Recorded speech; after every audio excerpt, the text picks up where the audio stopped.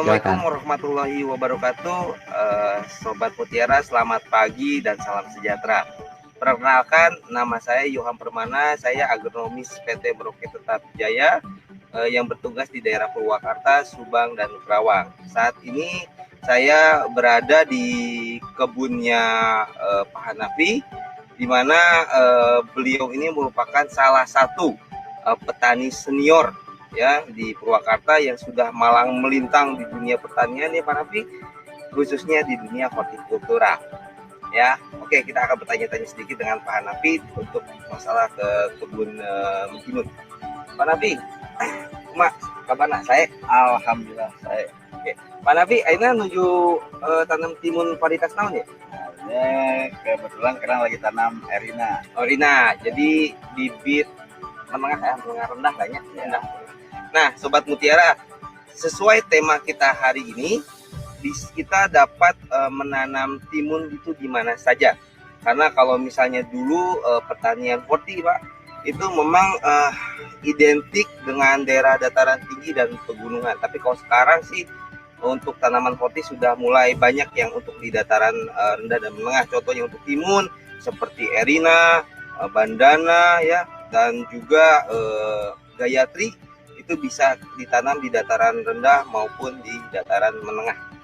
Ya, Pak Hanafi, selama ini nih, Pak Hanafi kan bertani ini tidak hanya timun saja kan, ada oyong atau gambas, ada juga paria, terong, tomat sampai ke cabai. Nah, menurut Pak Hanafi nih, ada nggak sih kelebihan dari timun yang memang tidak dimiliki oleh tanaman yang lainnya yang bikin kita lebih menarik gitu untuk ditanam? Monggo Pak Hanafi. Ya, untuk sementara ini dari berbagai varietas, terutama di masa COVID seperti ini, selain di produktivitas biayanya meningkat dengan penjualan yang sama itu ya dengan iya. Jadi kita ngambil posisi yang murah meriah, paket hemat gitu. Kalau timun saya bilang paket hemat karena bininya murah, dibanding dengan gambas sama dengan paria itu paling murah. Terus dari segi potensi dibanding dari timun dan paria untuk saat ini dengan kondisi cuaca seperti ini ya mendingan tanam timun. Karena dikejar dari produktivitas untuk mengejar tonase ya kita mending. Terus dari segi perawatan juga tidak terbesar. Karena kebetulan nih Erina ini ditanam di lahan janda dua nih. Bukan janda dua anak tapi janda dua kali tanam. Nah, begitu Kang Han. Oke.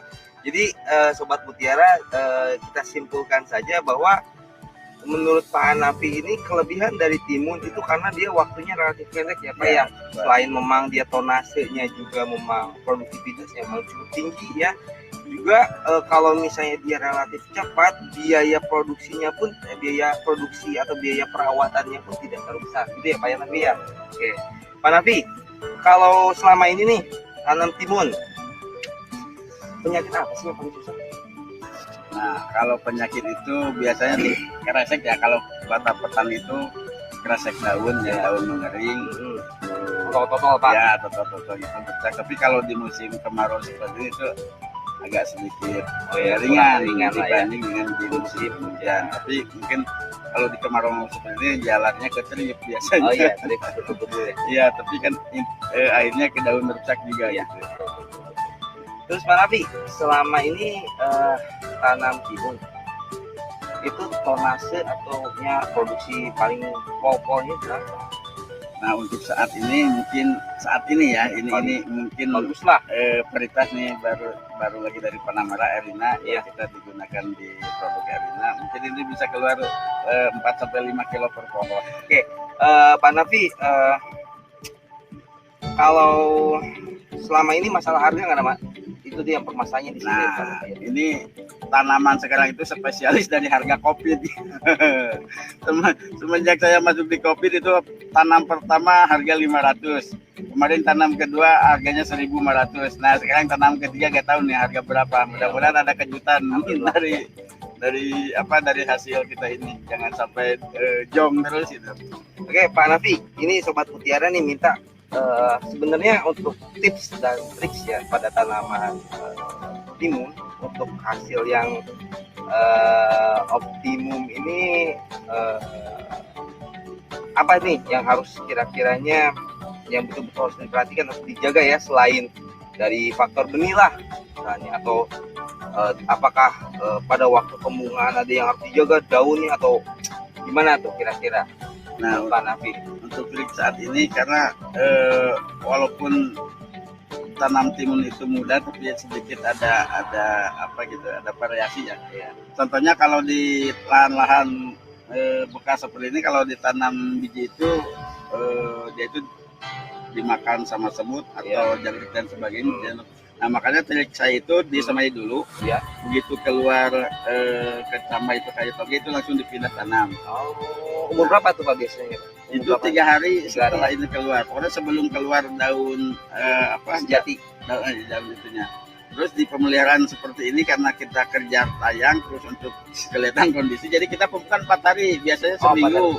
Jadi 4 hari pertama itu 4 hari sekali. 4 hari dengan kandungan N yang tinggi, yaitu 20 10 10. Sprinter ya. Sprinter itu di 4 kali pemupukan baru masuk ke 16 16. Oh, 16 Jangan lupa karate boron masuk. Paling nanti pas udah masa pembungaan, kentil pembesaran pakai apa Pak? Grower atau apa Pak Nah, biasanya? itu langsung ke grower. Oh, lari ke grower ya. Terus untuk di ini di maxi. Oh, profit juga, main profit juga. Ya, jadi Sobat Mutiara, memang saya juga mengamini apa yang kata Pak Hanafi bilang ya, karena selama ini juga saya bikin develop segala macam, memang untuk tanaman jangka waktu seperti timun ya, itu kan di jangka waktu sangat pendek. Ya, jadi memang frekuensi pola pemupukan itu harus lebih cepat gitu, lebih dekat gitu frekuensinya. Kalau misalnya mungkin cabai bisa sampai 7 sampai 10 hari karena dia 3 bulan, tapi kalau misalnya kayak timun ya paling maksimal 4 sampai 5 hari, Pak. Iya. Oke. Sebagai tambahan saja, jika berbicara tentang penyakit, memang di timun ini yang paling menjadi momok menakutkan itu biasanya adalah tanaman karat daunnya. Daun karat daun itu ya kalau kita disebutnya itu mildew atau powdery mildew atau sebutnya penyakit daun tepung, Pak. Memang selain dari penggunaan fungisida memang yang tepat, juga terkadang kita sebagai petani pun lupa bahwa penyakit itu juga dapat ditahan dengan keseimbangan pola pemupukan yang baik.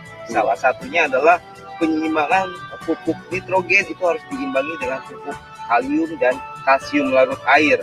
Sebagai tambahan saja, menurut pengalaman kami ya, pengaplikasian pupuk kalsium larut air itu selain dia dapat meningkatkan ketahanan tanaman terhadap penyakit, juga dapat meningkatkan kualitas hasil panen. Salah satunya adalah kalau di timun itu adalah kerapatan dan ketebalan daging buah. Jadi walaupun pada ukuran yang sama, jika ditimbang maka hasilnya akan berbeda. Ya. Terima kasih nih Pak Nafi. Sedikit menambahkan juga. Ya. Ada penambahan, silakan. Jadi sebetulnya hama penyakit itu datang apabila pada kondisi tanaman tidak sedikit sakit. Nah, itu kan gulumonnya itu dicium oleh serangga dan otot-ototnya. Makanya dengan tanaman sehat, insya Allah lah hama penyakit juga akan sedikit terhindari. Jadi tips yang paling menarik dari Pak Hanafi, intinya tanaman sehat juga dia akan cenderung menahan penyakit, juga lebih tidak mengundang hama untuk datang ya Pak Hanafi, gitu ya. Seperti kita kan Pak Covid, dengan imun yang kuat kita terbebas dari Covid. Okay. Aduh Pak Hanafi nuhun pisan ya. Dan tos repotnya. Jadi Sobat Mutiara, sekian saja dari kami ya. Maju terus pertanian Indonesia. Salam Mutiara.